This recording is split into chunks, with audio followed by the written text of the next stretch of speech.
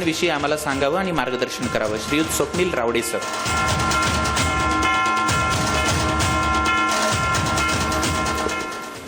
धन्यवाद सर. इथं उभं राहून भाषण करायची काय अशी माझी पहिल्यापासूनच इच्छा होती, पण सवय नाही. म्हणजे कधी आत्तापर्यंत भाषण केलेलं नाही, त्यामुळं काहीतरी चूक भूल झालीच तर तुम्ही माफ कराल अशी मी आशा पकडतो आणि मी भाषणाला सुरुवात करतो. सुरुवातीला जेव्हा इंजिनिअरिंग केलं त्याच्यानंतर MPSC करायचा निर्णय घेतला तो नांगरे पाटलांचं भाषण ऐकूनच. म्हणजे त्यावेळी प्रत्येक जण हेच करतो आणि मी तेच केलं. नांगरे पाटलांचं भाषण ऐकलं त्यावेळी ठरलं की कसं तरी पुढं कधी ना कधी पुढे जाऊन आपण असे भाषण करायचंच. म्हणून IAS IPS व्हायचं म्हणून इकडं आलो. सुरुवातीला आलो तर जे आपले सिनियर्स होते त्यांना भेटलो, काय करू काय कळत नव्हतं त्यावेळी. ते म्हटले की आता तुला जरा उशीर झालाय, तू एक काम कर, यावेळी MPSCची तयारी कर. मग त्या वर्षी म्हटलं ठीक आहे बाबा, चला आता हा अनुभवी आहे, याला माहिती आहे. मग त्याचं ऐकलं आणि MPSCच्या तयारीला लागलो. तेव्हापासून जे MPSCच्या तयारीला लागलोय अजूनपर्यंत काही MPSCची तयारी सुटत नव्हती. सुरुवातीला आलो त्यावेळी जो माझ्याबरोबरचे जे मित्र होते तयारी करणारे, शिवाजी, अमोल आणि गणेश, ही लोक D.Ed वगैरे करून आली होती. त्यांना सगळा आधीच अभ्यास झाला होता. मी तिथं यायच्या आधी त्यांनी तात्याचा ठोकळा 9 वेळा वाचलेला होता.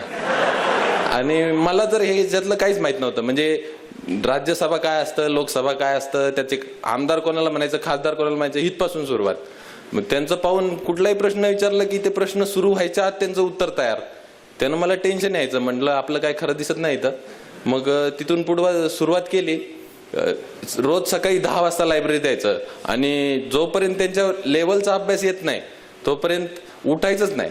मग 10 वाजता लायब्ररीत आल्यानंतर एक रात्री 12, 12:30, मग 1, 2 बरेच दिवस असा अभ्यास केला. 1 वर्षभर असा अभ्यास केला आणि नंतर जाणवायला लागलं की आता आपण DYSP होऊ शकतो. मग 2012ची ऍड फोकस केली. नाही ह्यावेळी भरपूर DYSPच्या जागा आहे आणि एक फिक्स आपली आहे. हे दरवेळी म्हणजे प्रत्येक MPSCतल्या मुलाचं वाक्य ते मनात ठरवूनच अभ्यास सुरू केला.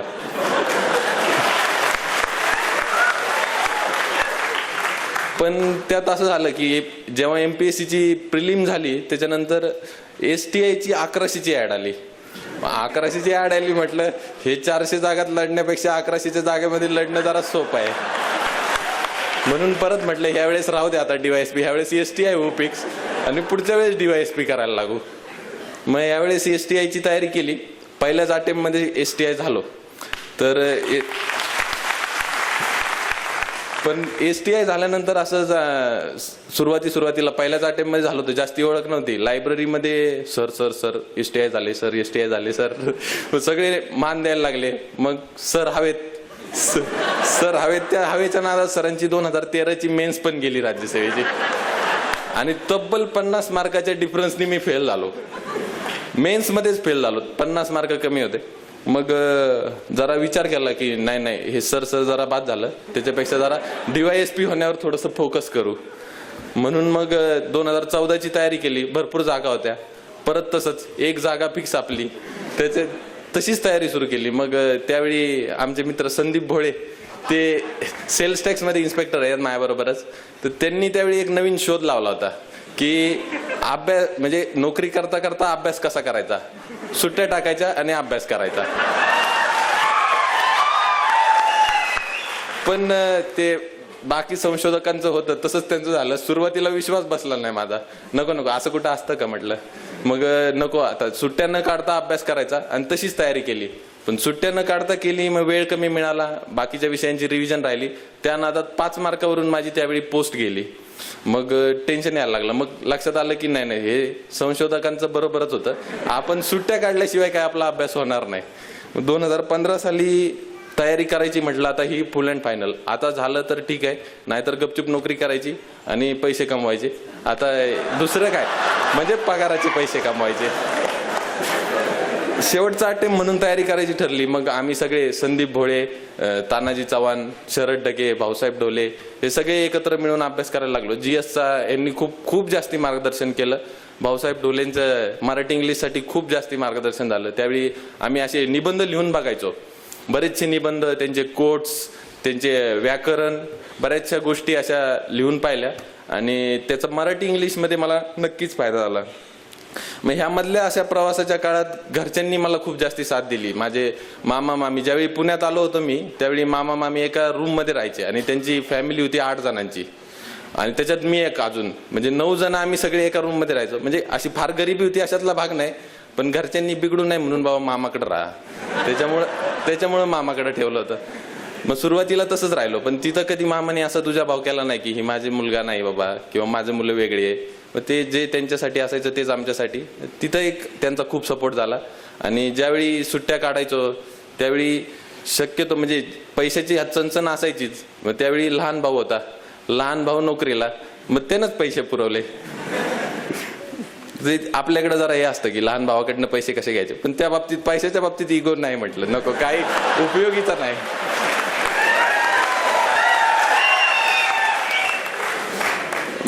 मेन्सची तयारी केली, त्यावेळी मेन्स पेपर चांगले गेले, स्कोर पण बऱ्यापैकी आला होता. म्हटलं आता इंटरव्ह्यूची तयारी करू. मागच्या वेळी इंटरव्ह्यूला 61 मार्क्स होते, म्हटलं 61 मार्क्स होते, 5 मार्कावरनं पोस्ट गेली. यावेळी जर 67 पडले तर पोस्ट तर कशी पण मिळते. म्हटलं 67-70 पर्यंत तयारी करायची. तर गेलो शिंदे सरांकडे. शिंदे सर आणि हाके सर होते त्यावेळी. ते शिंदे सरांनी सांगितलं की हाके सर अशी अशी ओळख करून दिली आणि मग त्यांच्या अशा पोस्ट निघाल्या, असं झालं तसं झालं. मग त्यांच्यासारखं म्हणजे जर इंटरव्ह्यू मध्ये प्रश्न विचारला तर असा विचार करायचा की हाके सर काय उत्तर देतील आणि तसं उत्तर द्यायचं. With all due respect sir, पण मी असं ट्राय केला, मी आरशासमोर बसून ट्राय केला की हाके सर असं उत्तर देतील तसं उत्तर देतील, पण ते काय जमलं नाही. ते म्हटलं आपल्या काय कामाचं नाही. मग म्हटलं की असाच विचार करू की शिंदे सर स्वतः काय उत्तर देतील. मग तशीच तयारी केली आणि इंटरव्ह्यूला मला 67 मार्क्स आले. पण त्यावेळी इंटरव्ह्यू मध्ये पण जरा बऱ्यापैकी गडबड झाली होती माझी. एक खेडेगावातून असल्यामुळं आणि हिंदीचा आणि आपला कधी आयुष्यात संबंध नसल्यामुळं तिथं थोडीशी गडबड झाली. सुरुवातीला जे IAS इंटरव्ह्यू घेणारे होते ते हिंदीत सुरू केलं त्यांनी की सेल्स टॅक्सचं बॅकग्राऊंड आहे तर सांगा म्हणत की तुम्हाला समजा बोलिए आपको अगर सिम पे टैक्स लगाना है तो कौन सा टैक्स लगाना पड़ेगा. मग आपले हिंदीत सुरुवात, आणि हिंदी म्हणजे गावाकडची हिंदी. सर म्हणलं सिम पे टैक्स लगाना है तो कौन सा लगाने का पड़ेगा वो नहीं अशा टाईप सुरू झालं. मग त्यांना कळून गेलं की ह्याचं काय खरं दिसत नाही. ते म्हटले मराठी कळतं आम्हाला, मराठीतच बोल. मग तिथून पुढे इंटरव्ह्यू. पण सुरुवातीला अशी भीती वाटली, म्हटलं आता इंटरव्ह्यू फ्लॉप झाला आपला, आता काही मार्क्स पडत नाही. पण एक सांगून मनात ठरवलं होतं की नाही, इंटरव्ह्यू मध्ये चालू असताना इंटरव्ह्यू जज करायचा नाही. त्यामुळं ते इंटरव्ह्यू तिथला मारून नेला आणि एक डिपार्टमेंटवर बरंचसं विचारल्यामुळं त्या गोष्टी परफेक्ट केल्या होत्या, तर तिथं भरपूर फायदा झाला. आता एक बरेचसे जण आता नवीन तयारी करणार आहेत त्यांच्यासाठी एक 5 पॉईंट मी थोडे लिहून आणलेत की त्यांनी त्या गोष्टी कायम लक्षात ठेवाव्या. सुरुवातीची सगळ्यात पहिली गोष्ट म्हणजे एक फॉर्म भरताना कधीच टेक्निकल चुका करायच्या नाही. म्हणजे एक नॉन क्रिमिलेअर टाकायला चुकला किंवा मग कुठे येस नो करायला चुकला किंवा हॉबी असते बऱ्याच जणांची, तिथं भरपूर वेळा चूक होते की हॉबी फॉर्म भरताना प्रिलिमचा एवढा विचार करत नाही आपण, आणि हॉबी काय, चला हॉबी याची स्विमिंग होती बाबा तो IPS झाला, याची ती रीडिंग होती मग तो IAS झाला, मग आपण पण रीडिंग टाकतो. आणि मग इंटरव्ह्यूला गेल्यावर ते सगळे रीडिंगचं काढतात, मग त्यांना ते ऑलरेडी भरपूर हुशार लोक असतात. त्यामुळं त्या गोष्टींचा एक जरा विचार करा. प्रिलिमचा फॉर्म भरताना कधीही टेक्निकल चुका करू नका आणि आपला 100% द्या. तुमचं 100% दिलं ना, तुम्ही 100% यश तुमचंच आहे. म्हणजे जर तयारी केली, प्रॉपर व्यवस्थित तयारी केली तर 100% यश तुमचंच आहे. आणि फक्त एक गोष्ट लक्षात ठेवा, जी सोशल मीडिया व्हॉट्सअप वगैरे आहे त्या गोष्टींचा व्यवस्थित वापर करायला शिका. आमचे तहसीलदार झालेले मित्र विशाल नाईकवाडे सर, त्यांनी EMPSCचा ग्रुप सुरू केला होता. त्या ग्रुपवर म्हणजे अक्षरशः भांडणं व्हायची. भांडणं कशासाठी की आपल्याला सवय असते ना, समजा एखादी न्यूज टाकली व्हॉट्सअपवर की लगेच असे अंगठे दाखवायचे किंवा हा असं भारी अशा टाईप. मग ह्याच्यावरनं भांडणं व्हायची की हे काही गरज नाहीये बाबा. आणि जी लोक एका दिवसात एखादी पोस्ट टाकणार नाही त्यांना काढून टाकायचे, मग त्यांना राग यायचा. पण हे स्ट्रिक्टली फॉलो केल्यामुळेच त्या ग्रुपचा खरंच फायदा झाला. आणि त्या ग्रुपमधले आता सांगायचं म्हटलं तर बरेचसे जण ऑफिसर झालेले, 5 क्लास 1 तर त्या ग्रुपमधलेच आहेत.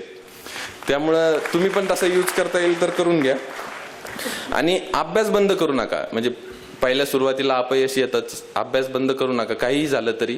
कारण समजा 5 वर्ष आपण जर तयारीची ठरली तर 5 वर्षात 300 जणांच्या प्रत्येक ऍड पकडल्या तर बऱ्याचशा 2-3 ऍड असतात एका वर्षात. तर त्या 300 जणांच्या लिस्टमध्ये एकदा तरी आणि एक तरी नाव आपलं असतंच. त्यामुळं तयारी करायचं कधीच कोणी थांबू नका. आणि शेवटी एकच वाक्य सांगतो तुम्हाला की हे जे शिवाजी महाराजांनी जो महाराष्ट्र निर्माण केलाय त्या महाराष्ट्रात अधिकारी होऊन जे काम करण्यासारखं गर्वाची गोष्ट आहे ती दुसऱ्या कुठल्याच गोष्टीत नाही. त्यामुळं प्लीज तयारी करा. धन्यवाद. Thank you sir. कार्यक्रमात पुढे जाण्यापूर्वी